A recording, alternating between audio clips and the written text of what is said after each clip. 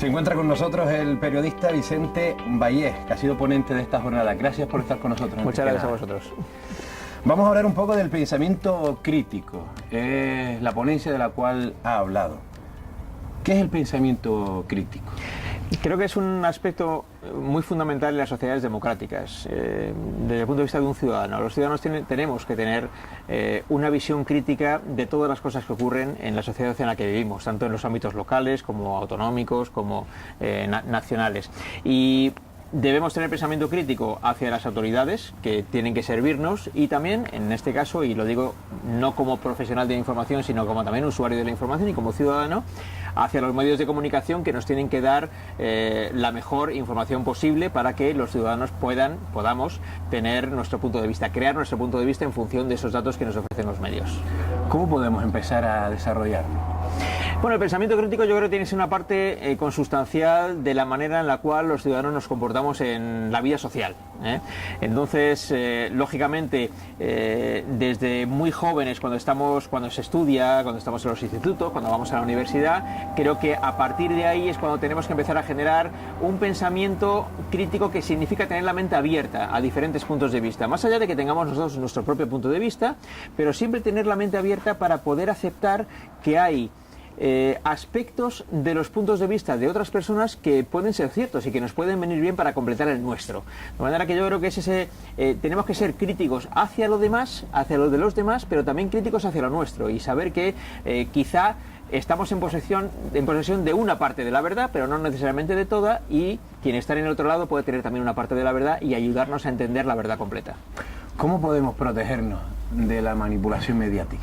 Entiendo que esto es difícil en estos tiempos, por la multiplicidad de medios que hay, por cómo nos llega la información a través de los medios tradicionales, la televisión, la prensa, la radio, pero también ahora con las redes sociales, a través de Internet. No siempre es fácil, tampoco para los periodistas, que somos profesionales de esto, no siempre es fácil saber que te acaban de intentar meter un gol con un supuesto dato que no era cierto, ¿no? Entonces, creo que tenemos que estar todos muy prevenidos. Y la mejor manera de poder saber si algo que te han contado es cierto o no, si algo que has visto en un medio o que has leído en Internet es cierto o no, es intentar contrastar eso en otros medios. Es decir, buscar en varios medios la misma información para ver si todos los medios la tratan igual o alguno aporta datos diferentes que te puedan hacer llegar a pensar que o es falso o solo es medio cierto.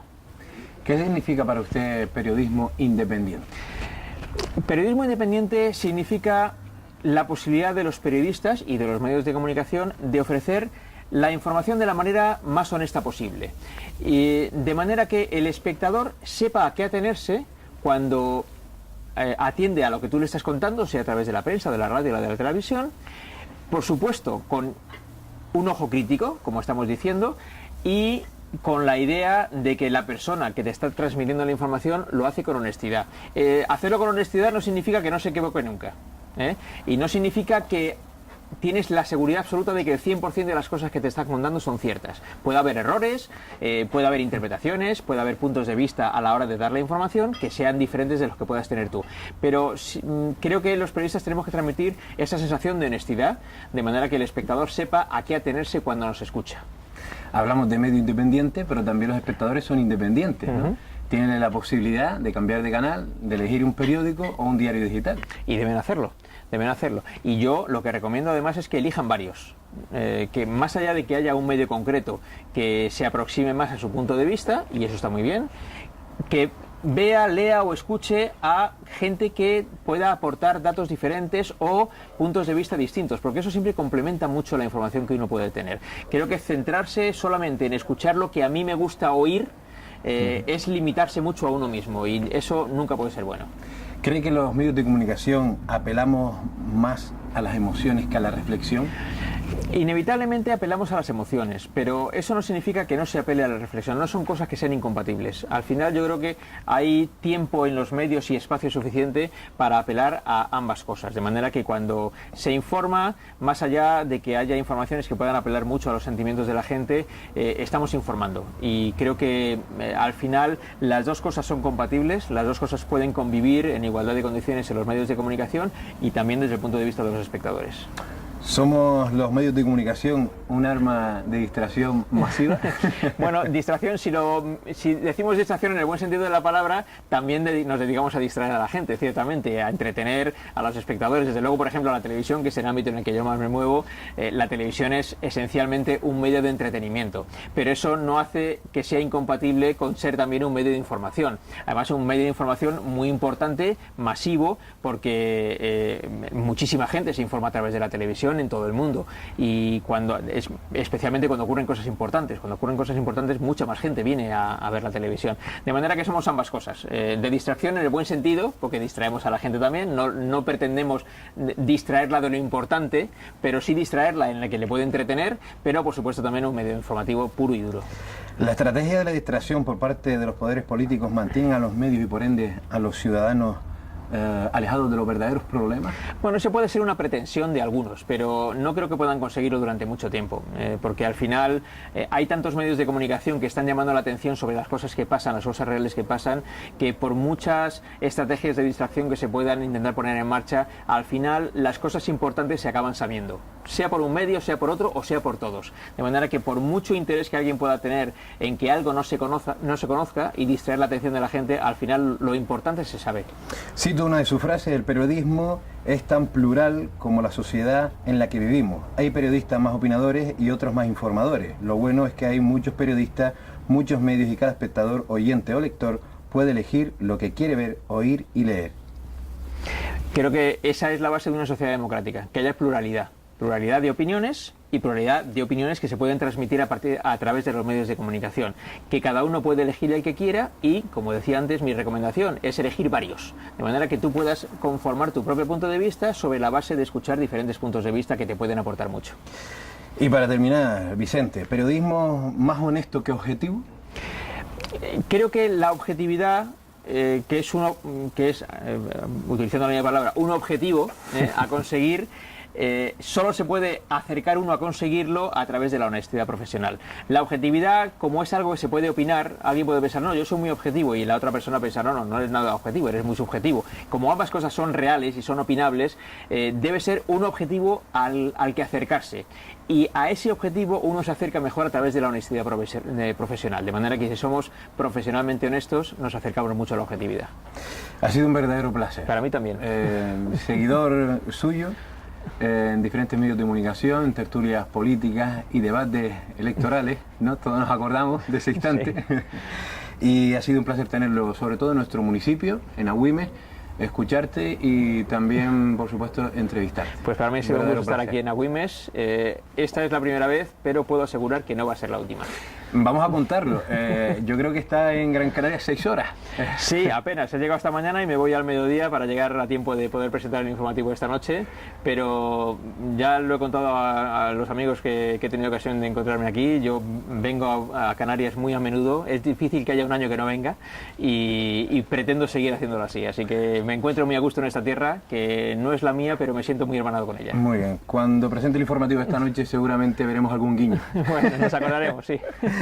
Ha sido un placer. Mucha suerte, lo personal y lo profesional. Muy amable. Y a ustedes también, gracias por estar con nosotros. Nos encontramos como siempre dentro de 7 días aquí, en Enclave Social, en este canal Televisión. ¿Qué tal? Muy buenos días a todos. Quiero dar las gracias, para empezar, al alcalde de Agüimes por esta invitación tan amable. También agradecer a toda la corporación municipal por esta invitación. También, bueno, y felicitarles por esta iniciativa, que ya veo que es duradera, porque estamos en la edición número 16 y eso significa que ha habido siempre mucha iniciativa en Agüimes para generar debate en la sociedad democrática en la que estamos, y creo que eso es un asunto muy importante. Quiero dar las gracias a todos ustedes por estar aquí presentes en este magnífico auditorio y, bueno, como se decía hace un momento, animarles, si quieren ir preparando preguntas, porque bueno, yo puedo estar hablando los 50 minutos que se me han asignado, pero estaré encantado de responder a cuantas preguntas se me hagan a raíz de la intervención durante el rato que creamos conveniente y del que dispongamos. Bueno, me han invitado para hablar de algo que está, iba a decir muy de actualidad, siempre está muy de actualidad, el papel de los medios de comunicación y su relación con lo que debe ocurrir en una sociedad democrática como esta en la que vivimos, que haya un análisis crítico del papel de los medios de comunicación. Es una necesidad social porque el papel de los medios tiene su importancia. Hay quien considera que es importantísimo el papel de los medios de comunicación en las sociedades democráticas. Bueno, yo quitaría la exageración, yo diría que es un papel importante como el que tienen otros ámbitos, otros sectores bueno, que nos rodean. Desde luego los medios de comunicación también lo tienen. Y desde ese punto de vista, como somos una herramienta social, debemos también ser observados, incluso con lupa, por parte de quienes son los usuarios de la información. Tenemos que tener la responsabilidad desde los medios de ofrecer el servicio que se requiere de nosotros en las sociedades democráticas, y los usuarios deben analizar lo que hacemos desde un punto de vista crítico. Así debe ser. Eso siempre mejorará el funcionamiento de los medios y el trabajo que realizamos los periodistas día a día. Pero quiero aportar otra cosa más en esta charla que ahora inicio, y es darle la vuelta al foco y, una vez visto con ese foco el trabajo de los medios de comunicación, analizar también cuál debe ser la actitud del usuario de la información con respecto a aquello que recibe desde los medios de comunicación. Un pensamiento crítico, digamos, en la doble dirección. Cómo criticar la actitud de los medios desde el lado de los usuarios de los medios, y cómo desde los medios podemos también, no diría criticar, sino más bien hacer recomendaciones sobre cómo los usuarios de la información deben mirarnos, deben observarnos, deben utilizarnos, y a partir de ahí cómo analizar lo que nosotros podemos ofrecer. Porque aquello que nosotros generamos desde los medios de comunicación nunca debe ser visto como algo, como un tótem que no es discutible. Cualquier cosa es discutible y cualquier cosa además debe ser discutida. Y eso es lo que yo voy a proponer también desde este lado, desde el lado de la trinchera en el que estamos los medios de comunicación, si es que se puede decir de esta manera, hacia aquellos que utilizan el trabajo que nosotros realizamos y aquellos para los que en realidad nosotros trabajamos. En estos tiempos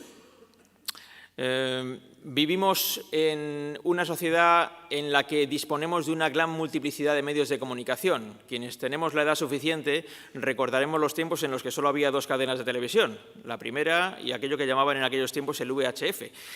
Después se ha multiplicado muchísimo y ahora pues el que más y el que menos pues puede disponer en casa de por lo menos 20 canales de televisión, en ocasiones 40, y quien tenga incluso acceso a alguna plataforma de estas de diferentes programas, de diferentes canales, dispondrá a lo mejor de 100 o 150 canales de televisión.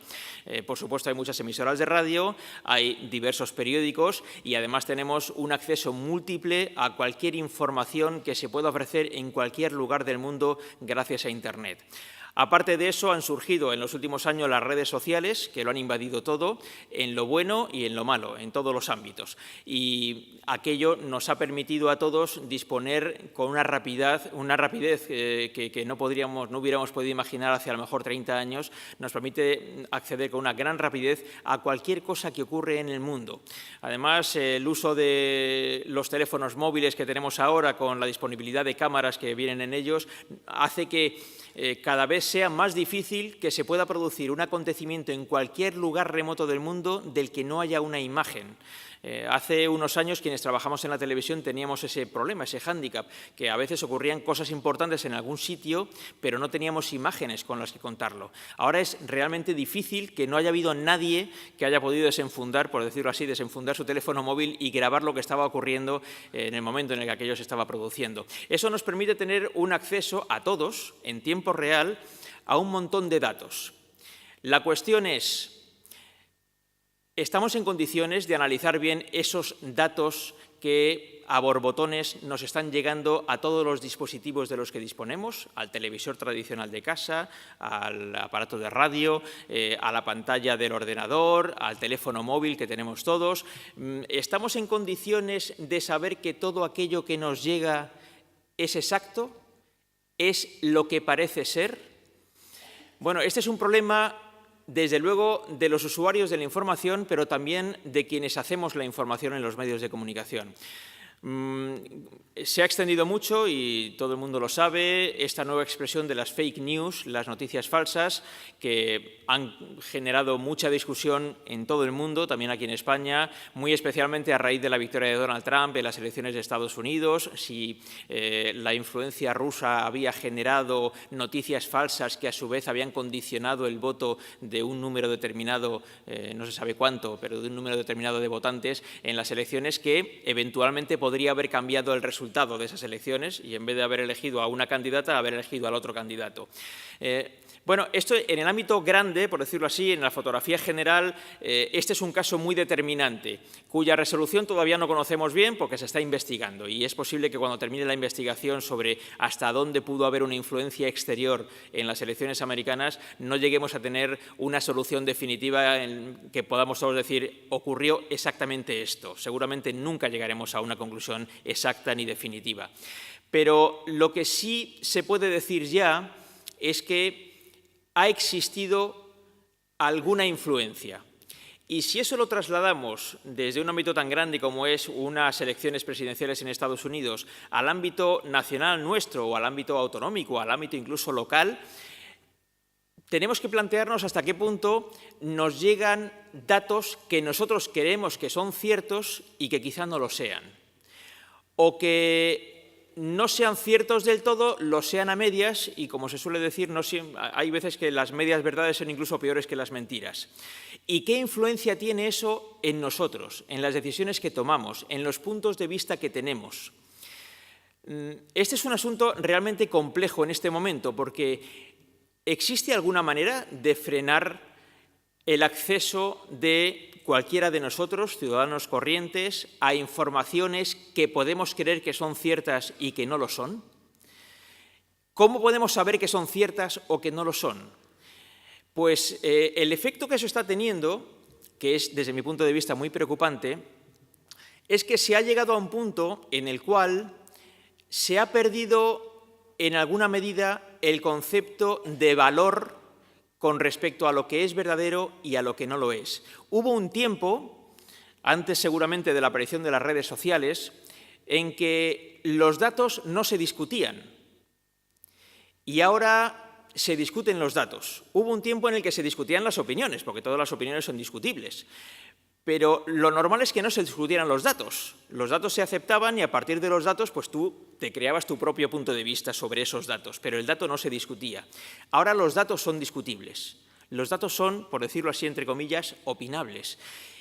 Y entonces entramos en una fase en la cual casi daría lo mismo qué es verdad y qué es mentira, porque solo importaría lo que yo quiero que sea verdad o sea mentira, porque en ese caso yo atendería, como ciudadano, solo a aquellos datos que confirman mi punto de vista y despreciaría aquellos datos que, incluso siendo ciertos, no confirmen mi punto de vista o lo pongan en cuestión. Estamos en ese proceso social en este momento y esto es preocupante por un lado e interesante para analizar de otro. La realidad es que si uno atiende a los medios de comunicación en estos tiempos, es muy habitual que encuentre opiniones muy diferentes sobre, qué sé yo, el día que salen los datos del paro. Pues de repente sale un dato que dice que el paro ha bajado en X número de personas. Y ese dato puede ser analizado como muy positivo, porque ha bajado el paro, o muy negativo, porque no ha bajado lo suficiente el paro. Hasta ahí podemos estar de acuerdo siempre y cuando se tenga en cuenta que el dato es el que es. Pero cuando ya se pone en cuestión incluso el propio dato, entramos en una fase diferente del debate en una sociedad democrática. Porque a partir de ese momento, cualquier supuesto dato que entra en el ámbito supuestamente informativo se puede convertir en tanta noticia como el dato cierto. Y entonces es muy difícil para cualquiera discernir aquello que es verdad y aquello que es mentira.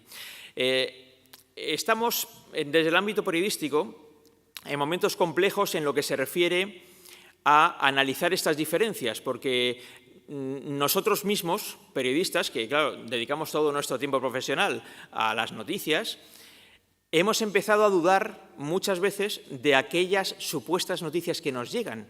Todo lo ponemos en cuarentena. Esto tiene un efecto positivo también, y es que nos fuerza a los periodistas a ser más rigurosos cada día. y tratar de redoblar nuestro trabajo en el momento de confirmar lo que es cierto y lo que no. Pero claro, hemos llegado a un extremo tal en el que ya incluso cosas que parecen muy ciertas, esperas un poquito antes de darlas porque te empiezan a generar dudas sobre si en realidad te están, entre comillas, intentando meter un gol. Y esto ocurre algunas veces. Ocurre con datos y ocurre, por ejemplo, en el mundo de la televisión, que este también es un aspecto interesante, ocurre con imágenes. Esta pasión que solemos tener los periodistas de ser los primeros en dar una noticia, trasladada al mundo de la televisión, son dos cosas. Es ser los primeros en dar una noticia y ser los primeros en dar la imagen de la noticia. Esto que nosotros los periodistas llamamos primicias. Nos ha ocurrido alguna vez, ya menos, pero todavía alguna vez nos ocurre, que nos hacen llegar imágenes o se nos advierte de que existe alguna imagen, por ejemplo, en YouTube, sobre una noticia del día. Y entonces buscas esa imagen, la encuentras y realmente es una imagen, de eso que nosotros decimos los periodistas, una imagen potente, que es una imagen llamativa, interesante y que ofrece algo que no teníamos. En cosas tan poco importantes como, por ejemplo, que se haya producido, qué sé yo, una gran riada, porque ha llovido mucho, y de repente alguien cuelga en YouTube una imagen de una riada pasando por la puerta de su casa, una cosa impresionante porque se lleva los coches por delante, y te avisan de que esa imagen existe, entras en YouTube, efectivamente ves que aquella imagen ha sido subida a YouTube hoy mismo o ayer, con lo cual hace muy poquitas horas, has de suponer que esa imagen realmente coincide en el tiempo con esa riada y con el lugar que en el que se supone que ha sido grabada, y esa imagen acaba siendo emitida no ya en YouTube, sino en una televisión digamos, tradicional, en un medio de comunicación que podríamos considerar más importante, por decirlo de alguna manera.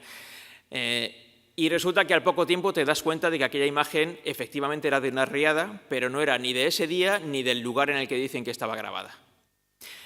Esto con ser grave, porque lógicamente un periodista nunca debe contar una noticia que no es cierta ni dar una imagen que no es cierta, no sería tan grave si estamos hablando, por ejemplo, de una riada. Pero traslademos esto a noticias realmente importantes, a discusiones públicas que son de mucho peso, de mucho calado, y que puedan generar en el usuario de la información la sensación de que está ocurriendo algo que en realidad no está ocurriendo, o que le estás dando un dato que o es falso del todo o es verdadero solamente a medias, y que puede generar una opinión en el usuario de la información, una opinión desviada de la realidad, porque está basada en hechos no reales.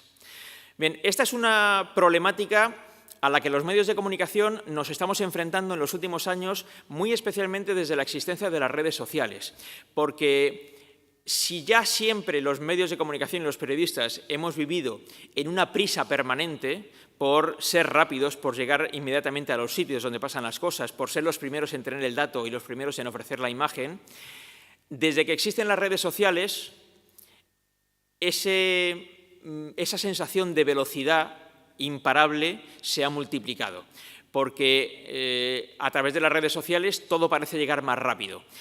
Y generan además un impulso difícil de evitar de que si ya lo están contando en Twitter, nosotros no podemos dejar de contarlo de inmediato.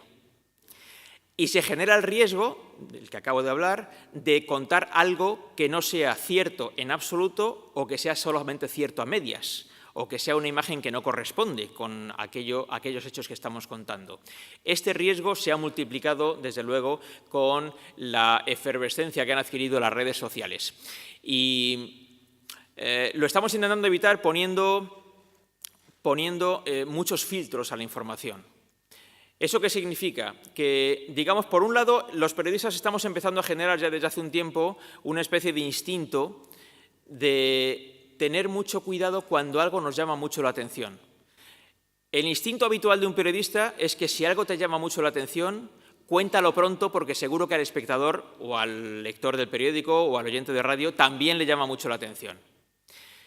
Pero de un tiempo a esta parte, cuando algo te llama mucho la atención, lo que está empezando a suponer es un cierto freno. Si llama mucho la atención, vamos a esperar, no vaya a ser que nos llame la atención más de la cuenta y no sea tan cierto como parece ser, ni tan llamativo como parece ser.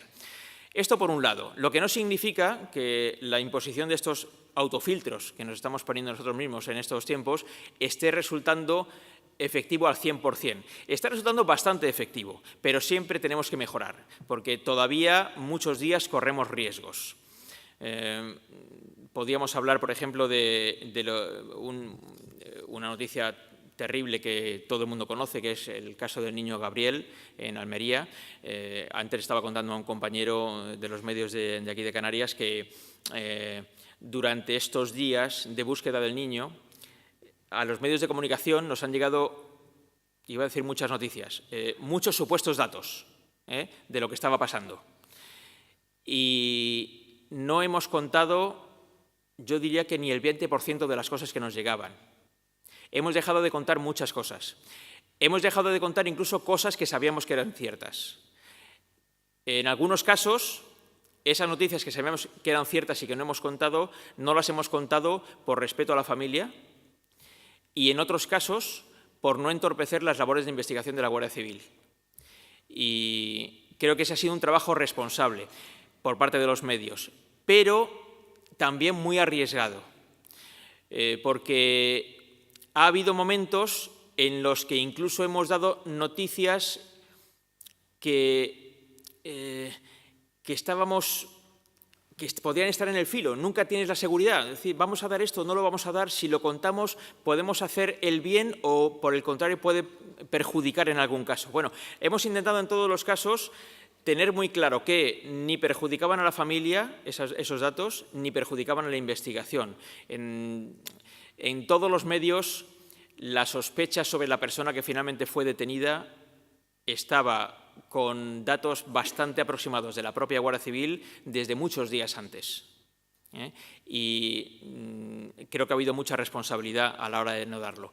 Pero bueno, quizá este caso concreto, que lo comento aquí por lo reciente que es y que todos lo conocemos, desde el punto de vista del trabajo de los periodistas no era tan difícil evitar contar cosas, porque estábamos ante un caso que a todos pues nos llegaba al alma, ¿no? Y todos nos poníamos muy fácilmente en la posición de decir, no, este dato no lo voy a dar, no vayamos a estropear algo que se esté investigando. Y desde ese punto de vista no hacíamos un gran esfuerzo de no contar cosas, aunque siempre la pasión inevitable de un periodista es, tengo un dato cierto, lo tengo que contar, porque ese es mi trabajo. Pero ese trabajo también tiene límites. Y esos límites no nos ha costado mucho ponernoslo en un caso como este. Pero hay otro tipo de noticias que no afectan a personas, como es este caso, ni muy especialmente a niños. Aquí, además, en Gran Canaria tenéis un caso anterior que lo conocéis mucho más cercanamente y igual de terrible. Cuando son casos que no afectan directamente a la vida de las personas, muy especialmente a niños, estamos hablando, yo qué sé, pues en cuestiones del ámbito económico o de las noticias políticas o de las noticias deportivas. Es muy difícil para un periodista retraerse a decir tengo un dato y no lo voy a contar, porque va en contra de nuestra profesión. Es muy difícil para un periodista decir, bueno, yo tengo esto, pero esto no lo voy a contar. El problema que tenemos ahora, como contaba antes, es que ya no siempre tienes la seguridad absoluta de que aquel dato que te ha llegado realmente es cierto. O todo lo que vas a contar está lleno de certidumbres.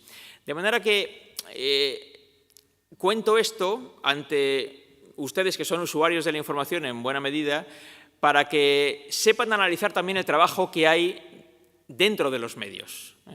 Y cómo últimamente, en los últimos años, nos pensamos más de una vez qué cosas vamos a contar y qué cosas no vamos a contar, cómo conseguimos confirmar determinado tipo de datos que nos llegan, cómo los procesamos, cómo nos ponemos filtros para intentar descubrir en dónde alguien, voluntariamente o no, nos ha podido intentar meter un gol. Y ese proceso existe. Pero ya digo, ese proceso no evita que se puedan cometer errores.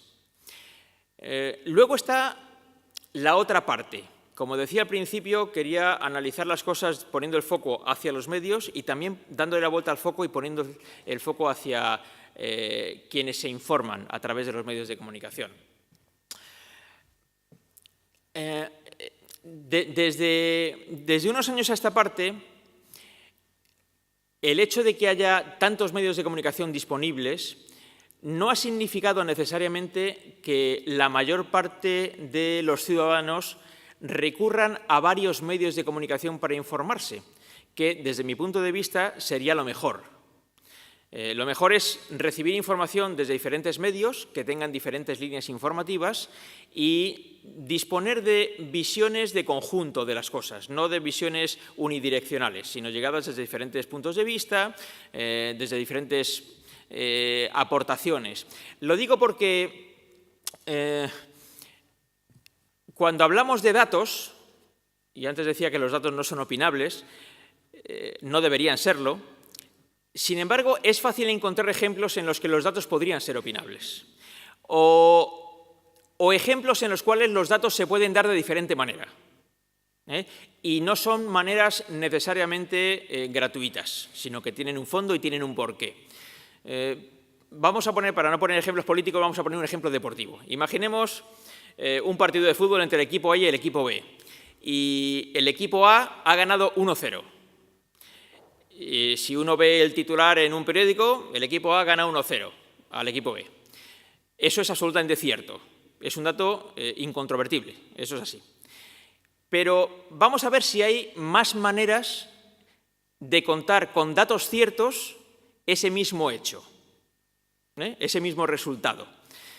Claro, si por ejemplo resulta que el único gol del partido se ha marcado en un fuera de juego clarísimo con más de 3 metros de distancia entre el delantero y el último defensa que había, entonces igual de cierto que decir el equipo A ganó 1-0 al equipo B, igual de cierto es decir el equipo A ganó 1-0 al equipo B con un gol en fuera de juego.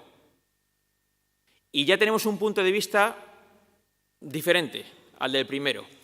Si además en ese partido ha habido 2 penaltis que no se han pitado, pues añadimos, y lo metemos también en el titular, añadimos un tercer dato que es igual de cierto que el primero, en el que no decíamos nada más que se había producido un gol y había ganado el equipo A con el equipo B. Si esto lo trasladamos a otros ámbitos, al ámbito de la economía, al ámbito de la política, al ámbito de la información internacional, podemos ver cómo casi cualquier noticia con los mismos datos se puede contar de muchas maneras. Y los periodistas, los medios de comunicación, pueden poner el acento en diferentes cosas, de un mismo hecho y siempre con datos ciertos. De ahí que creo que la mejor recomendación que se puede hacer para los usuarios de la información es la que decía al principio. No quedarse con un único medio de comunicación, por mucho que habitualmente ese medio de comunicación más o menos coincida con el punto de vista en el que yo me siento mejor representado. Porque entonces estamos limitando muchísimo nuestra propia capacidad crítica hacia las cosas que pasan.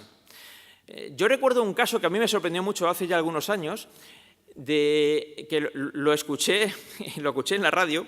Yo, aunque trabajo en la televisión, mi gran pasión desde pequeñito había sido trabajar en la radio y todavía no lo he conseguido, así que espero todavía tener tiempo para poderlo conseguir más adelante. Y soy muy oyente de radio.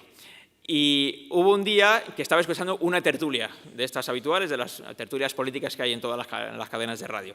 Y uno de ellos dijo, y estoy en contacto con un catedrático, no era cualquier persona, no era, era un catedrático de universidad, un estudioso, una persona que se supone que tiene criterio y que está dispuesto a escuchar diferentes opiniones, que tiene la mente abierta y muchos conocimientos.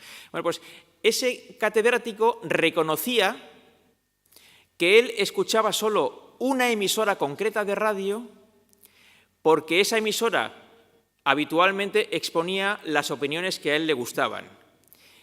Y cuando él no tenía criterio sobre algo, no tenía opinión sobre alguna noticia, él solo escuchaba esa emisora porque le iba a contar lo que él debía pensar. Y entonces, claro, yo escuché aquello y me llamó mucho la atención, porque qué manera de autolimitarse, ¿no?, en las cosas. Es decir, que tú puedes tener la opinión que quieras tener, Pero, no sé, en mi caso, por ejemplo, a mí me gusta mucho escuchar diferentes emisoras de radio o diferentes tertulias en la televisión y escuchar diferentes puntos de vista, incluso cuando muy a menudo pueda coincidir más con unos que con otros. Pero muchas veces resulta que encuentro en alguien que supuestamente no opina habitualmente lo mismo que yo, encuentro una opinión muy interesante un día concreto. Y me permite abrir la mente y empezar a replantearme mis propios puntos de vista, que no siempre tienen que ser los acertados. A mí esto me pasa, sin ir más lejos, en las reuniones que tengo todos los días en la redacción de Antena 3. Nosotros tenemos todos los días 2 reuniones con el equipo que elabora los informativos. Una reunión que se hace en torno a la 1 del mediodía y otra reunión que se hace en torno a las 5 de la tarde. Y a esa reunión vienen todos los jefes de área, el jefe de Nacional, el de Economía, el de Internacional, el de Deportes, el de Sociedad, todos los jefes de área. Y yo tengo, y siempre lo digo, yo tengo una especial tendencia a que me interesen más los temas políticos que los temas de otro tipo. Es una maldad que tengo. Y, sin embargo, claro, otros compañeros tienen otros gustos. Y aunque yo discuto mucho con ellos, muy a menudo intento abrir mi mente, porque de repente a lo mejor hay alguien que propone un tema que a mí no me interesa en absoluto, pero de repente sobre ese tema que a mí no me interesa en absoluto se abre un debate que dura 20 minutos en la mesa. Y evidentemente tengo que llegar a la conclusión de que quien está equivocado sobre eso soy yo. Porque si todo el mundo quiere opinar sobre ese tema y opina muy encendidamente porque parece que tiene mucho interés, si yo no tengo interés por ese tema, el que está equivocado soy yo. Y esos temas, que a mí no me interesan mucho, sin embargo, acaban entrando en el informativo, porque hay que tener la mente abierta. El informativo no se puede hacer solamente con los gustos de quien lo hace. Tiene que ser con los gustos generales, porque hablamos para todos ustedes, que no tienen por qué tener el mismo gusto que tengo yo. De manera que creo que esa mentalidad abierta es la que debe presidir también al usuario, no solo al periodista, sino al usuario del trabajo que hacemos los periodistas, para intentar disponer de un ojo que sea crítico hacia todo, no solo hacia lo que no en principio es aquello que me gusta a mí, sino también hacia lo que me gusta a mí. Y poner en cuestión los propios pensamientos, darle vueltas al pensamiento que uno pueda tener, a la idea que uno pueda tener sobre un asunto y reflexionarlo 3 veces, porque es muy posible que uno encuentre en opiniones ajenas aquello que a lo mejor no encuentra en sí mismo. Y en el uso de la información eso es muy importante de hacer. Y no se hace lo suficiente, no se hace lo suficiente. Hay una gran unidireccionalidad en la utilización por parte de los usuarios de los medios de comunicación. Gente que solo escucha siempre la misma emisora de radio, que siempre lee el mismo periódico. Y luego está una gran bolsa de ciudadanos que ni siquiera se informa a través de los medios de comunicación y que o bien simplemente pues echa un vistazo a Twitter y con eso cree que ya está suficientemente informado o directamente no le interesa la información, ¿no? Eso es perfectamente legítimo. Creo que no es bueno, pero creo que es perfectamente legítimo. Y sí creo que es muy importante ganar a esa gente, ganarse a esos ciudadanos por parte de los medios de comunicación para que entren también en esta utilización crítica de los medios, siempre crítica, porque creo que los medios de comunicación debemos ser analizados con ese espíritu crítico. Estos días, con el caso este que ya he citado antes del niño Gabriel, ha habido medios de comunicación, bueno, en general los medios de comunicación han sido criticados otra vez por si se estaba exagerando en la información sobre este caso, si se estaba aprovechando, si se estaba utilizando. Bueno, aquí hay un aspecto muy interesante que sirve para todos los medios, pero muy especialmente para la televisión, y es el de la medición de las audiencias. Ha ocurrido estos días, con esta noticia tan terrible, que ha habido una multiplicación de espectadores en todas las televisiones, en todos los programas de información de todas las televisiones. Y desde algunos otros medios ha habido críticas por el excesivo número de horas que las televisiones han podido dedicar a este caso concreto. Y ese es un asunto realmente analizable y yo creo que muy discutible. Es decir, que no digo que no puedan tener razón quienes hacen esa crítica, no sé si total o parcialmente, pero pueden tener razón en algunos aspectos. Pero hay que también escuchar la otra parte. Y yo les voy a dar mi punto de vista sobre esto, mi punto de vista personal desde quien trabaja en una cadena de televisión bueno, ha participado en esta información igual que en otras anteriores, ¿no? Y es que realmente es muy difícil para un medio de comunicación tomar la decisión de dejar de ocuparse de un asunto cuando se sabe positivamente que hay una inmensa mayoría de personas al otro lado de la televisión interesadas en ese asunto.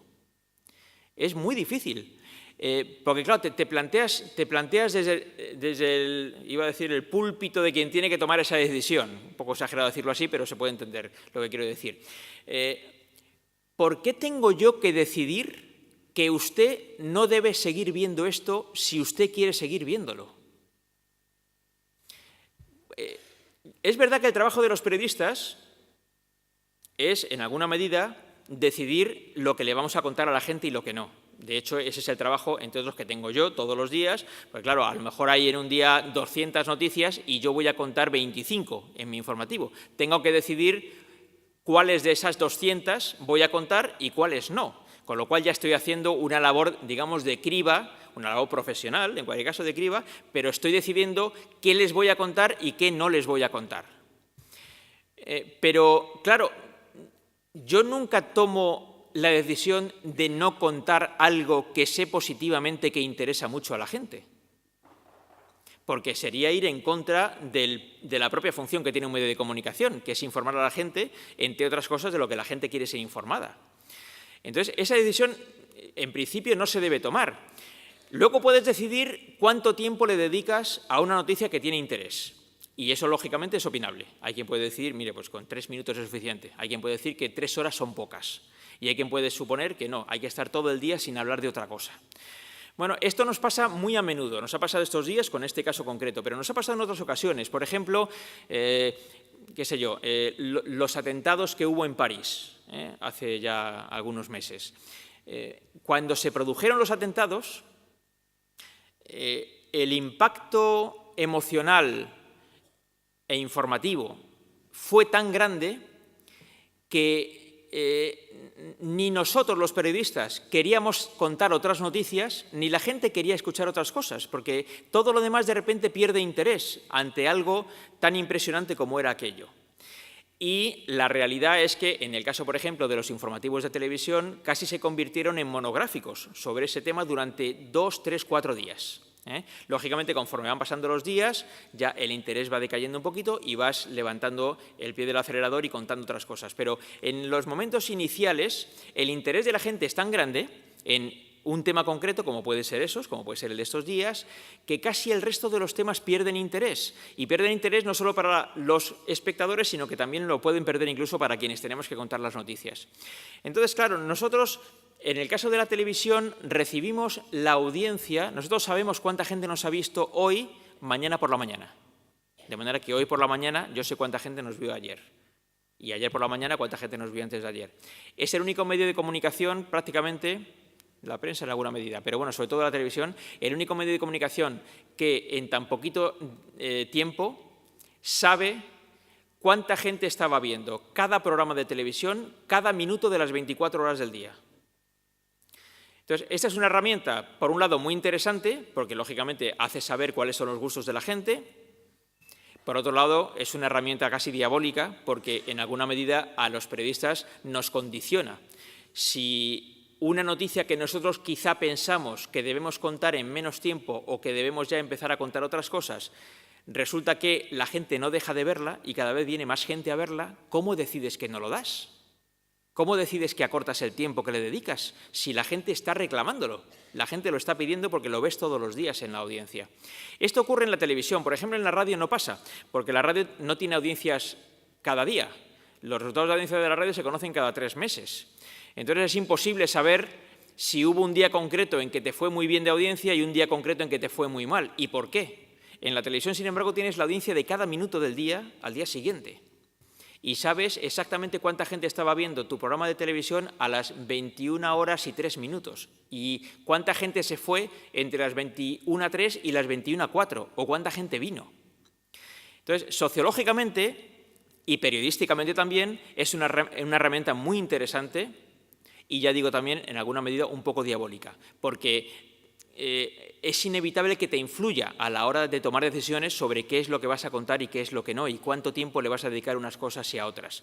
Porque, claro, aquí entra una lucha periodística eterna que se estudia mucho en las facultades de periodismo, y es la batalla, entre comillas, la batalla periodística entre lo importante y lo interesante. Hay muchas noticias que pueden ser importantes, pero no todas esas noticias importantes resultan ser interesantes para el gran público. Pueden ser importantes e interesantes para un sector concreto, pero no necesariamente para todo el mundo. Hablo, por ejemplo, los presupuestos generales del Estado. Esa es la ley más importante que se aprueba cada año en el Congreso de los Diputados, porque de eso depende cuánto dinero le vamos a dedicar a la educación, a la sanidad, a los ayuntamientos, a las comunidades autónomas, a los servicios sociales, a la dependencia. Son asuntos importantísimos. Es muy difícil que un informativo de televisión le pueda dedicar mucho tiempo a hablar de los presupuestos, porque es una noticia visualmente muy aburrida y la gente no se queda mucho tiempo viendo eso. Entonces, claro, ¿qué le dedicas tiempo? ¿A algo muy importante pero que la gente no demanda tanto? ¿O le dedicas más tiempo a algo que es menos importante pero que resulta más atractivo visualmente y, por tanto, más interesante para el espectador medio? Pues es una decisión difícil de tomar. Y esta decisión y este mecanismo de decisiones lo tenemos que estar analizando todos los días. Porque, lógicamente, por ejemplo, hoy está habiendo un debate muy importante en el Congreso de los Diputados sobre las pensiones. Le vamos a dedicar tiempo en el informativo, con toda seguridad. Pero es posible que hoy fuera un día quizá muy oportuno para haber hecho casi un monográfico sobre las pensiones. Se me ocurren pocos temas más importantes que las pensiones, para todos, para quienes las cobran ahora y para quienes esperamos cobrarlas en el futuro. Es un asunto determinante. Sin embargo, no sé cuánto tiempo aguantaría la gente viendo un programa de televisión sobre pensiones. Es un asunto difícil de analizar. Y difícil de analizar desde el lado de los periodistas, y creo que interesante también para que cada uno en su casa pueda analizar esto. Porque, ¿cómo vemos la televisión? Imaginémonos a nosotros mismos sentados en el sofá de casa, solos, con la televisión delante y el mando a distancia. ¿Cuáles son nuestros usos habituales cuando estamos en esa circunstancia? Que nadie está con nosotros, no tenemos que discutir con nuestra pareja o con nuestro hermano o con nuestra hermana si vamos a ver este canal o vamos a ver el otro. Voy a ver lo que me dé la gana, literalmente lo que me dé la gana. Y no me tengo ni que levantar de la silla, porque hago así y voy cambiando de canal. ¿Cómo vemos la televisión? ¿Qué hacemos cuando estamos viendo un programa de televisión concreto y de repente ahora me interesa mucho lo que cuentan, pero en el segundo siguiente deja de importarme? ¿Qué hago? Pues hago así y cambio de canal. Y si cambio muchas veces de canal y no me interesa nada, aprieto el botón rojo y lo apago. Esto no ocurre, por ejemplo, cuando uno compra un periódico en el kiosco. Porque cuando tú te pones a leer un periódico y miras la primera página, si te interesa el primer titular, lo lees e incluso empiezas a leer la primera noticia y dejas de leerla cuando deja de interesarte. Pero si deja de interesarte, no devuelves el periódico al kiosquero. Pasas la página y sigues. En televisión no puedes pasar páginas, en televisión cambias de canal. Y es inevitable que el trabajo de los periodistas que trabajamos en la televisión, por ejemplo, sea que ustedes no cambien de canal cuando nos están viendo. Tenemos que hacer todo lo posible para que todo lo que les estemos contando permanentemente sea interesante y no sientan la tentación de cambiar de canal apretando el botón del mando a distancia. Entonces, ese trabajo es complicado. De ahí que eso inevitablemente influya en la toma de decisiones que nosotros hacemos cada día. Este tema, que es muy importante, ¿va a conseguir que la gente se quede 1 minuto y medio viéndolo? ¿O vamos a perder 200.000 espectadores? Porque se van a aburrir muchísimo. Pues es una decisión difícil de tomar, porque lógicamente desde el punto de vista periodístico no puedes dejar de contar algunas cosas, porque son muy importantes. Y consideramos que A, nosotros debemos contarlo y B, la gente debe conocerlas. Pero a la vez, esto es como en los dibujos animados de los viejos tiempos, que estaba el angelito y el diablillo, ¿no? El angelito te decía, no, tienes que dar esa noticia que es muy importante porque es tu trabajo y tal, pero el diablillo está en otro lado diciéndote, si cuentas eso, por muy importante que sea, la gente se va a ir y no lo van a escuchar igualmente, así que mejor no lo cuentes y cuenta otra cosa. Este trabajo es complicado, es el de tomar decisiones, que bueno, quienes trabajan, por ejemplo, en el Ayuntamiento de Agüimes, pues tienen que tomarlas todos los días y tienen también que estar en estos debates de hago esto o hago lo contrario, pongo más dinero en esta partida o lo pongo en esta otra, de dónde saco para arreglar este problema que tenemos aquí o aquel problema que tenemos allá, o es más importante el de allá o el de aquí. Entonces, este tipo de cosas son las mismas que nos pasan a nosotros. Todo esto lo cuento para que ustedes, que son usuarios de la información, sepan cuáles son los problemas con los que nos encontramos los periodistas también, en el día a día, en el trabajo del día a día, para, digámoslo así, seducirles, para que nos vean, pero también para que se informen, y para que se informen con nosotros de manera crítica, para que nos critiquen, y para que, en la medida de lo posible, todos aceptemos los datos cuando sabemos que los datos son ciertos, aunque esos datos, por cualquier circunstancia, no vayan en la dirección que a mí me gustaría que fueran, porque digamos que no vienen a reforzar mi tesis sobre algo. Creo que tenemos que tener la mente abierta para aceptar que un dato cierto lo tenemos que asumir. Y si ese dato contradice mi punto de vista, pues a lo mejor es que tengo que revisar mi punto de vista, porque lo equivocado no será el dato, sino a lo mejor el punto de vista que tengo sobre ese dato. Creo que esa es una parte importante.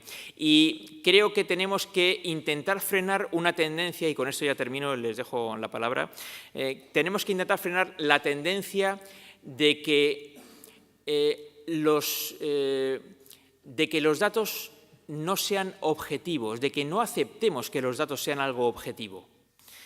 Las opiniones se están intentando convertir en dato, cuando una opinión y un dato son cosas diferentes.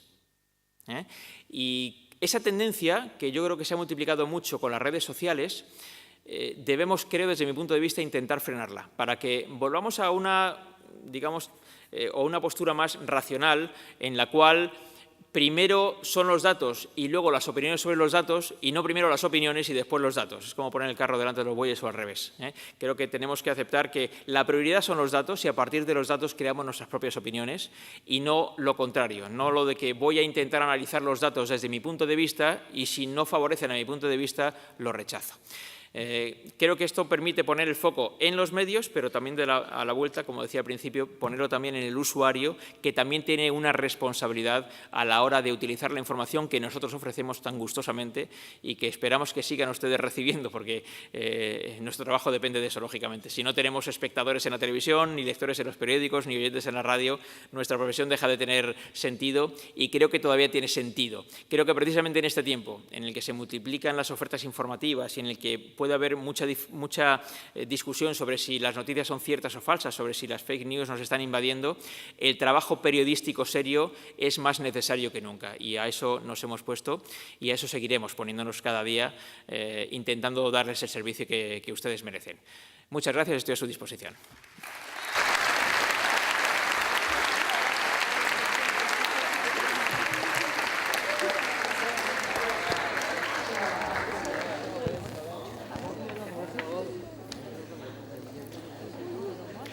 Aquí tenemos un problema que no se ve muy bien. Si alguien levanta la mano, que esperamos que sí. Ahora se ve mejor. Bueno, animamos a que se planteen preguntas.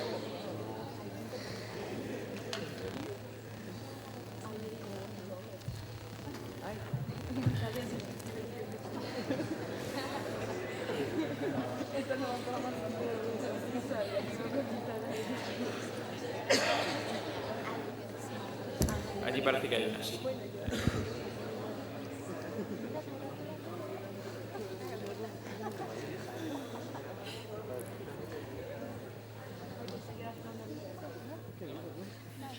Sí, adelante. Buenas tardes.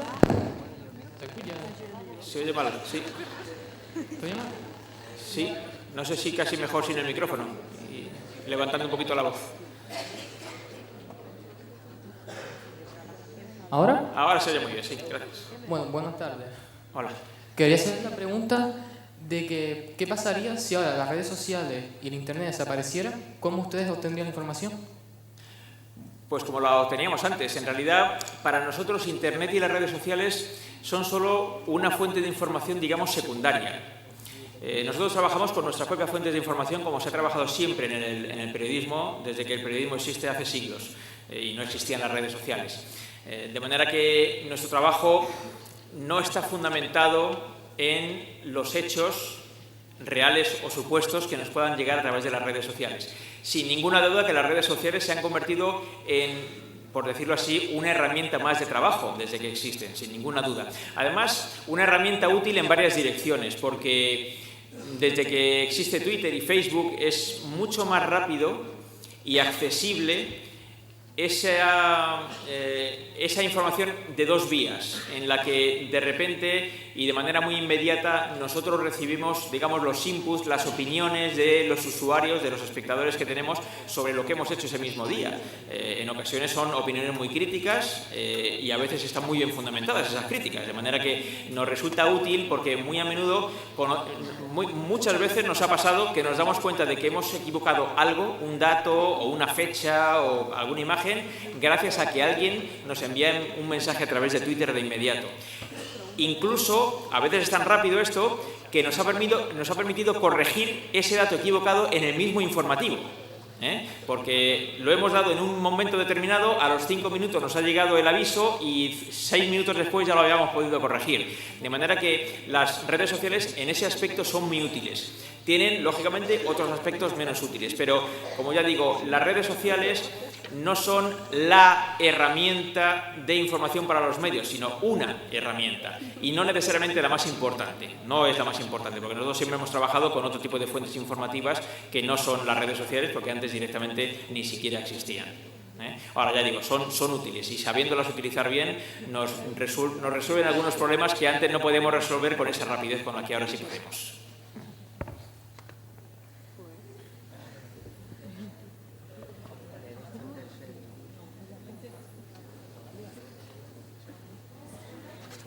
Buenas.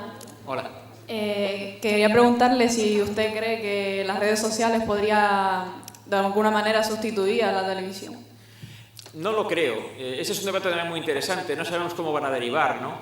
Pero es verdad, y yo conozco gente que dice informarse solamente por las redes sociales, y esto tiene mucho que ver con la edad. Gente joven como vosotros ya habéis nacido con un teléfono móvil en la mano, con un teléfono móvil que tiene acceso a Internet, además, y las redes sociales son una parte normal de vuestra vida.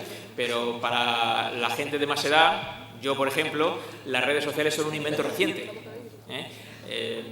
Yo que ya voy siendo mayor, yo he visto entrar en una redacción periodística el primer teléfono móvil. Yo he trabajado sin teléfono móvil, porque no existía cuando yo empecé a trabajar. Y yo recuerdo el día en el que el primer teléfono móvil entró en mi redacción, que lo mirábamos todos como así, ¿y esto para qué sirve? ¿No? Es una cosa muy extraña. Yo he visto entrar en mi redacción el primer ordenador conectado a Internet. Quiere decir que antes de que existiera Internet, nosotros ya hacíamos informativos en televisión. Y la realidad es que todos estos avances nos van aportando cosas, pero no nos van comiendo el terreno, en realidad.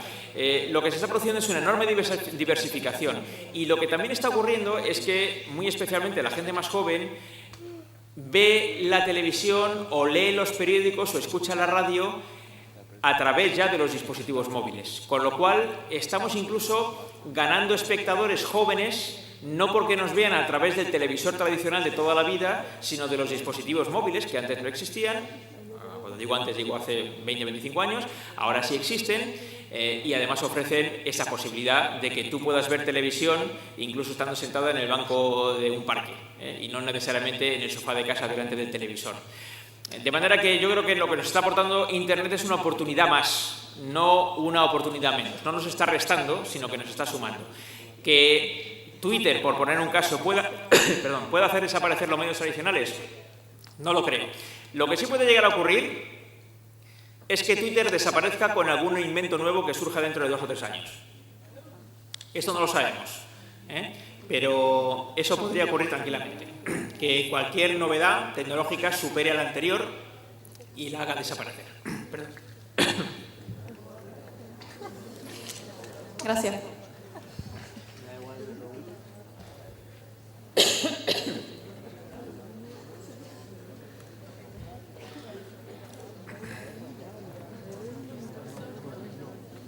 Buenos días.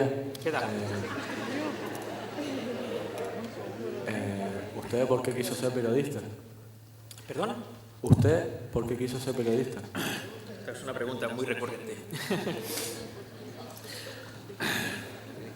Pues, bueno, la realidad es que no lo sé muy bien. En Antena 3 hemos hecho ahora una campaña de promoción de los informativos en la que se habla de la vocación de los presentadores de informativos de Antena 3, de dónde viene, ¿no? Y en mi caso elegimos una circunstancia muy concreta que ocurrió hace ya muchísimos años, que es la llegada del hombre a la luna.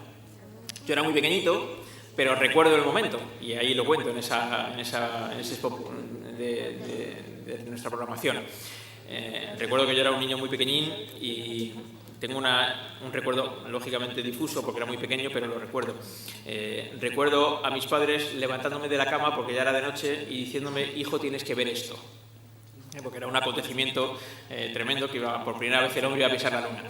Y lo más que recuerdo, yo no recuerdo la imagen de ver la televisión, me recuerdo sentado en el suelo del salón de casa y bastante despistado y muy sonoliento, ¿no? Bueno, seguramente esa es la prehistoria de mi vocación periodística. La historia empieza un poquito más tarde. Teniendo 12, 13 años, en el colegio, recuerdo que el profesor de lengua y literatura organizó entre los trabajos, era un profesor muy activo y con mucha iniciativa, y nos propuso hacer un trabajo que consistía en preparar preguntas para una entrevista. Si fuéramos a hacer una entrevista a alguien conocido y que preparáramos unas cuantas preguntas. Y aquel ejercicio a mí me gustó mucho y coincidía con un tiempo en el que en mi casa siempre mi padre compraba el periódico todos los días y yo me recuerdo a mí mismo siendo pequeño sentado con él por las tardes mientras se pasaba las páginas del periódico, y yo creo que aquello generó una cierta vocación en mí. Hay que reconocer también que, claro, coincidió con un periodo de la historia de España muy importante, que es el periodo de la transición, en el que la efervescencia informativa era muy grande y el trabajo de los periodistas era muy apreciado en aquel momento, y yo creo que aquello generó un cierto interés por mi parte para dedicarme a esto. Y como ya decía antes, donde yo realmente quería trabajar en la radio, no en la televisión. Nunca me había planteado trabajar en la televisión, lo que significa que uno puede tener planes, pero la vida te lleva por donde te lleva y al final acabas trabajando en cosas diferentes.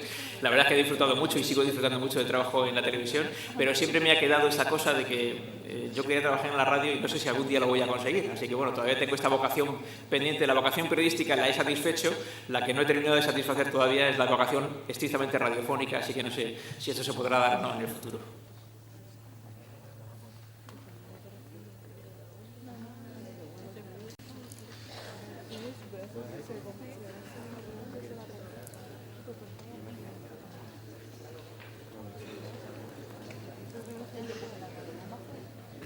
Buenos días. ¿Qué tal?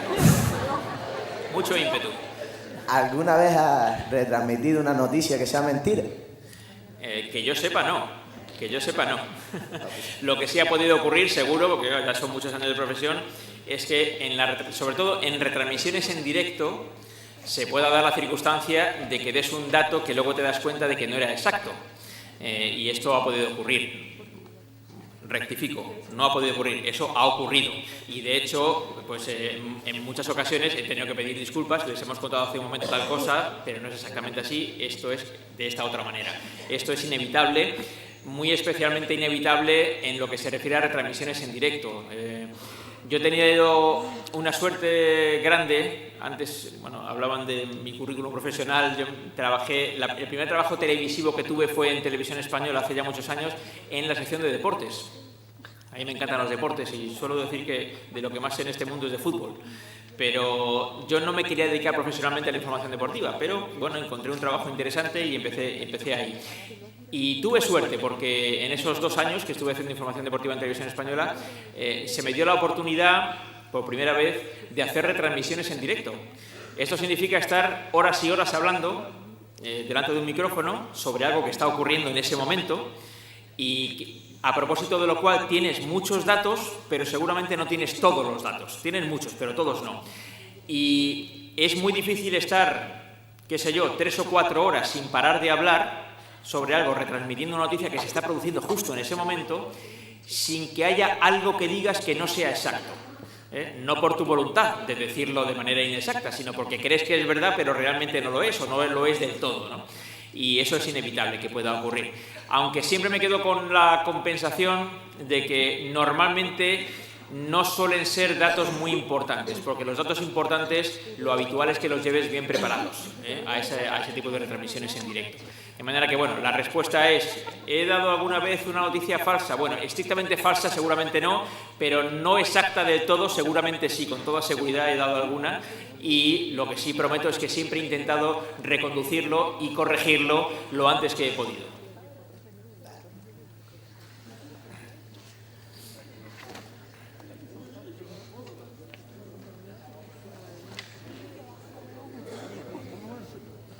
Tenemos uno aquí y creo que otro allí arriba. Del todo. Aquí también. Buenos días, ¿Qué tal? encantada de conocer. Igualmente. Para ser periodista tuvo que estudiar usted muchas cosas y aparte de eso que tuvo que estudiar y cómo puede recordar todo, cómo puede hablar así tan... no sé. Bueno, esto de hablar mucho rato, al final es una cuestión de la práctica de años, de la práctica de años y bueno, de tener una idea más o menos clara de lo que quieres contar. Esto es, no tiene tanto mérito, simplemente sé lo que quiero contaros y os lo cuento, de la manera que mejor me sale en cada momento. Eso sí, sobre el estudio para ser periodista. Bueno, yo creo que como aquí hay mucha gente joven que a lo mejor, bueno, algunos estén todavía en duda de qué quieren hacer en el futuro, qué estudios quieren seguir, si hay alguien que tiene vocación periodística fuerte y que se quiere dedicar a esta profesión, lógicamente están las facultades de periodismo, aunque en estos tiempos las cosas funcionan bastante mejor que en los tiempos en los que yo estudié, porque hay opciones, por ejemplo, para hacer dobles grados, que cuando yo estudiaba no era tan sencillo. Entonces, bueno, mi recomendación es que hay que formarse bien. Si se puede tener, aparte de los estudios puramente periodísticos, alguna carrera específica de otro tipo o estudios en otros ámbitos, yo qué sé, pues en el ámbito del derecho, en el ámbito de la economía, de las ciencias políticas, de la historia, eso está muy bien, porque son aportaciones a los conocimientos que uno tiene para después poder hablar por un micrófono, como es este caso. Mi recomendación para quien tenga una fuerte vocación periodística, si tiene realmente ganas de dedicarse a esta profesión, es que lo intente, que se puede conseguir, porque lo ha conseguido mucha gente. Yo siempre digo que de mis compañeros de promoción en la universidad, el 90% hemos podido trabajar en esta profesión, lo cual es mucho, y eso se puede producir igualmente ahora. Pero lo que sí recomiendo siempre a la gente que tiene mucha vocación periodística y quiere estudiar para dedicarse a esto es que, aparte de los estudios universitarios, que son imprescindibles, esté siempre es muy sencillo, pero hay que ser muy testarudo en eso, que es estar siempre pendiente de las noticias. Porque eso lo que permite en el día a día es ir teniendo muchos conocimientos en la cabeza. Esto que me decías antes de cómo puedo recordar las cosas, bueno, las recuerdo porque me las sé. Y me las sé porque estoy todos los días pendiente de ello. De manera que llega un momento en que ya, lógicamente, no tienes que estar siempre leyendo cosas para recordarte lo que sabes, porque ya lo sabes. Cuando un becario estudiante de periodismo llega a la redacción en verano, que eso se produce todos los años, pues a partir del mes de mayo, de junio, suelen llegar nuevas generaciones de aspirantes a periodistas. A nosotros no nos importa tanto si conocen muy bien el uso de las herramientas digitales, por ejemplo, porque ya damos por hecho que sí las saben utilizar muy bien. Porque en vuestra generación todos conocéis muy bien la utilización de las herramientas digitales. Pero no es tan fácil conocer los temas de los que vas a hablar, y eso es lo más importante. Por supuesto que alguien con 20 años no tiene que tener los mismos conocimientos que alguien que tenga 40 años ni 50 años, eso se da por supuesto. Pero rápidamente, nosotros cuando llegan aspirantes a periodistas a la redacción, sabemos quién tiene inquietud y quién no la tiene. Sabemos quién está pendiente de las cosas todos los días, aunque solo sea un poquito, y quién no ha oído hablar de los temas para nada. ¿Por qué? Porque no está tan pendiente de las cosas. Entonces yo creo que echar todos los días, para alguien que tiene devoción por esta profesión, echar todos los días un ratito escuchando un informativo de radio, viendo un poquito de un informativo de televisión y ver las noticias en Internet de vez en cuando, eso es un trabajo muy sencillo, pero fundamental para aquellos de vosotros que tengáis alguna inquietud por estudiar periodismo y por dedicaros a esta profesión en el futuro. Muchas gracias.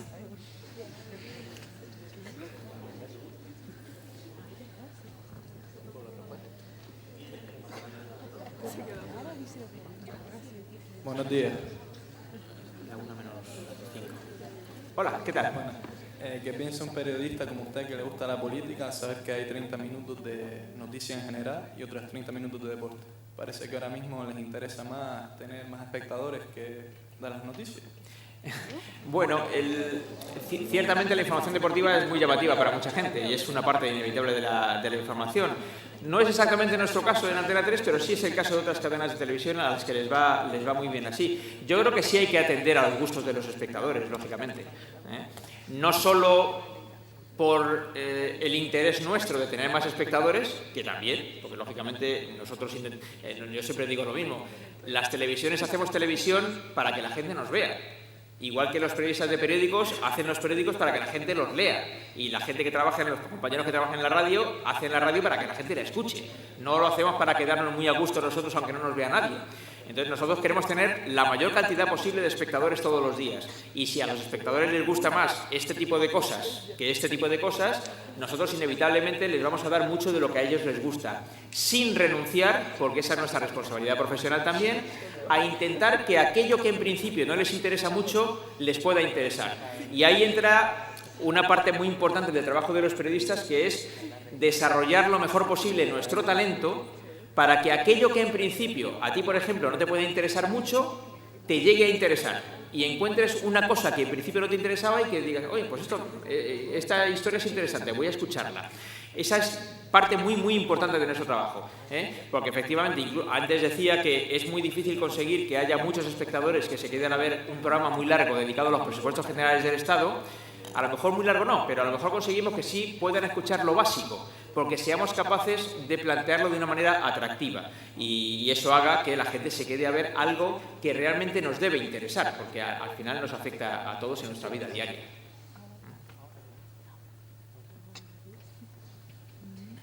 Buenos días. ¿Qué tal? Yo le voy a hacer dos preguntas. La primera, que si ahora que se habla tanto de que hay en España menos libertad de expresión, que si usted eso lo siente en su día a día. Y la segunda, los otros 30 minutos de las noticias, además sabe mucho de fútbol, que si cree usted que la Unión Deportiva se queda en primera o baja a segunda este año. Gracias. Bueno, lo que puedo decir es que deseo que la Unión Deportiva se quede en primera. Yo soy, bueno, como es públicamente conocido, yo soy hincha del Atlético de Madrid. Para ser más preciso, soy un enfermo del Atlético de Madrid. Y tuve la suerte de poder ver a mi equipo jugando con la Unión Deportiva hace mucho tiempo, que yo creo que fue la temporada anterior, que jugaron la Copa del Rey, les tocó jugar la Copa del Rey, y yo casualmente estaba aquí en Canarias también y tuve la suerte de poder ir al estadio, precioso estadio por cierto, a ver el partido. Espero que se mantenga. Creo que Paco Gémez es una buena apuesta para intentar que se pueda quedar el equipo en primera, a ver si hay suerte y las cosas funcionan bien. Sobre la libertad de expresión en España, yo creo que no hay ningún riesgo para la libertad de expresión en España. Luego puede haber algún matiz de si determinada ley hay que eliminarla o trocearla o quitar algo y mantener otras cosas. Yo creo que eso siempre es discutible. Se ha hablado mucho en estos días de sentencias a algunas personas, pues cantantes, raperos y cosas así que han generado mucha discusión. Creo que es una discusión muy pertinente, es pertinente tener esa discusión, y ciertamente esos casos pueden servir precisamente para revisar cosas que no se habían revisado hasta ahora. Y yo creo que esa revisión debe ser permanente, con estas leyes que hay ahora y con las que hay en el futuro. Eso siempre hay que estar revisándolo. Ahora, no coincido con quienes dicen que en España no hay libertad de expresión. En verdad hay una plena libertad de expresión absoluta. Luego está la discusión sobre cuál es el límite, que yo creo que es en lo que consiste cuál es el límite de la libertad de expresión. Yo recuerdo siempre en Washington hay un museo de las noticias al que los periodistas, cuando vamos a Washington, inevitablemente vamos de formación profesional. Se llama Newseum. Y es un edificio impresionante que está en la avenida Pensilvania, a medio camino entre el Congreso de Estados Unidos y la Casa Blanca. Un edificio, enorme. y allí venden, tienen una tienda de merchandising de estas y tienen estas cosas que se pegan en las neveras, estos imanes que se pegan con... Entonces tiene uno que tiene un mensaje que yo me lo traje que dice: la libertad de expresión no es un aval para decir estupideces. Entonces, claro, aquí la cuestión es qué considera cada uno que es una estupidez. Pues esto también es opinable. A uno le puede parecer que esto es una estupidez y a otro le puede parecer que esto es una idea brillante, no una estupidez. Entonces yo creo que esta es una discusión inevitable, que además el concepto de lo que es o no es una estupidez va evolucionando con el tiempo y con las sociedades. De manera que yo creo que lo que sí tenemos que hacer, aprovechando estos casos que se han producido, es precisamente revisar las cosas que tenemos, las leyes que tenemos en este momento, y ver si esas leyes se adaptan a los criterios que tenemos ahora y a las novedades tecnológicas también. Porque claro, seguramente determinadas leyes se hicieron antes, por ejemplo, de que existiera Twitter. Y a lo mejor hay que revisar eso, porque tampoco pueden meter en la cárcel a todos los tuiteros porque han dicho alguna estupidez. Entonces, bueno, yo creo que todo esto hay que revisarlo. Está bien que se abra el debate y yo estoy convencido de que eso se va a revisar. Así que eso es seguramente algunas de las personas que han sido condenadas estos días o no llegan a entrar en prisión, o si entran en prisión tardarán poco tiempo en salir, porque hasta los propios jueces están dando marcha atrás sobre leyes que teóricamente, si las aplicas de una manera muy estricta, pues efectivamente puedes acabar metiendo en la cárcel a un montón de gente que es absurdo que esté en la cárcel. Hola. De la creación y transmisión de la información que ustedes nos conceden todos los días a los telediarios. Empieza otra vez, perdón, porque al principio no se oye. Sí. Aproximadamente, ¿sí? ¿Cuánta gente se encuentra detrás de la creación y transmisión de la información? Mucha gente. En esto de la televisión hay un pequeño problema, inevitable también, y es que quienes presentamos las noticias acaparamos un protagonismo que, digamos, que ensombrece el trabajo de un montón de gente que trabaja con nosotros, que son compañeros míos de trabajo. Lógicamente esto depende del tamaño de cada redacción. Hay medios de comunicación locales, hay medios de comunicación autonómicos, medios de comunicación nacionales y otros que tienen incluso un ámbito internacional. Entonces, cuanto más grande es el ámbito para el que trabaja un medio de comunicación, normalmente hay más gente trabajando en ese medio de comunicación. Una radio local, por ejemplo, o una televisión local, pues puede trabajar quizá con 3, 4, 5 periodistas. En Antena 3 pues tenemos a lo mejor 100 periodistas, y en la BBC del Reino Unido pues trabajan a lo mejor 2.000 periodistas, de manera que es muchísima gente, aunque por la noche o al mediodía tú solamente veas a un presentador que está contando las noticias, pero hay detrás un trabajo enorme de periodistas de todos los ámbitos. Hablo de periodistas redactores, hablo de periodistas cámaras, que son los que graban las imágenes, hablo de productores, de realizadores, gente de grafismo. Sí, es muchísima gente. Si ampliamos ya más allá de lo que es estrictamente los periodistas, pues a lo mejor para hacer el informativo de la noche de Antena 3 trabajan 200 personas. De manera que sí que es muchísima gente, y todo ese trabajo se tiene que hacer compatible entre sí, tiene que encajar bien para que no se produzcan disfunciones ni errores. Y bueno, es una máquina bastante bien engrasada, pero es inevitable que de vez en cuando chirríe un poco y pueda haber algún fallo. Intentamos evitarlos, y cuando no podemos evitarlos, pues pedimos disculpas, que es lo que se tiene que hacer.